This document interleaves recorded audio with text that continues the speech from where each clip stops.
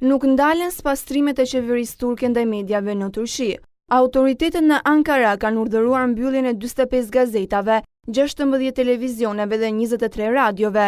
Një ditë më parë qeveria kishte lëshuar urdhër arreste për 47 ish gazetar drejtues së gazetës Zaman, duke u cilësuar si mbështetës të Fethullah Gülen, i cili akuzohet si organizator i puçit të shtetit. Mbyllja e mediave dhe shkarkimi i anëtarëve të tjerë të forcave të armatosura u njoftuan përmes gazetës qeveritare në Turqi, Resmi Gazet.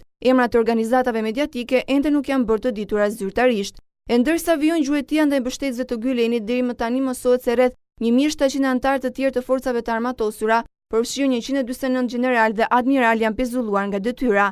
Mes të shkarkuarve janë 87 gjeneral ushtrie, 30 gjeneral të forcave ajrore, si dhe 32 admiral. Ushtria turke bëri të ditur gjithashtu se rreth 1.5% e forcave të armatosura të kombit turk morën pjesë në grushtin e dështuar të shtetit. Sipas saj, komplotuesit morën në zotërim 35 avion, 37 helikopter, 74 tanke dhe 3 anije. Nga ngjarja 15 korriku të paktën 246 njerëz humbën jetën, ndërsa më shumë se 2000 të tjerë u plagosën.